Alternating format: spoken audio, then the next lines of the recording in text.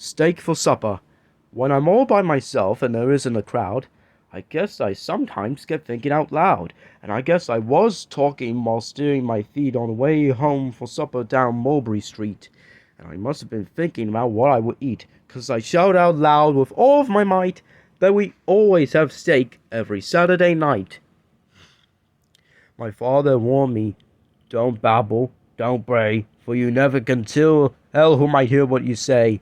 My father warned me, "My boy, button your lip." And I guess I should have. I made a bad slip, 'cause the minute I said we had steak for our meal, I noticed an Ikka behind my heel, and that Ikka was trailing me home for a bite of the steak that we have every Saturday night. I got sort of worried. Our steaks are quite small, and we had nothing to spare for that Ikka at all. Then I really got worried. The next thing I knew, the Ikka was talking and babbling too. That Ikka was waving his wing at the Gritch. "Come on," he was calling.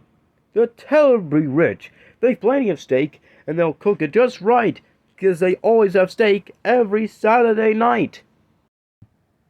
Then the Gritch started giving the come along sign, inviting the Grickle to get in the line. "Join up," called the Gritch, "for I'm sure they'll be able to set one more place at a dining room table. An Ikka, a Gritch, and a Grickle to feed. My mother, I knew, would be angry indeed." And I groaned, and I knew that I hadn't been bright when I bragged we had steak every Saturday night. And then the Grickle called out to a Nupper, "I always have steak for that Saturday supper." "Good gracious," I gasped. "How the news get around, and steak so expensive, $1 a pound. A Nupper for supper, a Gritch and a Grickle, and also an Ikka. Oh boy, what a pickle." I shivered. I wondered what Father would do when he walked in the house with that terrible crew, and when Father saw them, there's a very good chance I'd likely get whaled on the seat of my pants or trousers. I guess if I did, it would serve me quite right, 'cause I blabbed we had steak every Saturday night. And the very next second I groaned, "Oh, good grief," when the Nupper called out to a pair of Wild Wheef, "Come on, you Wild Wheef, what a party we'll make for Saturday supper. They always have steak." What a mess! 2 Wild Wheef and a Nupper, an Ikka, a Gritch and a Grickle. I've never felt sicker. I knew that the minute I walked through that door, my mother would faint and my father would roar, and tomorrow they'd send me to one of those schools where they try to train boys how to not act like fools. I reached for the doorknob and trembled with fright, all because I said steak every Saturday night.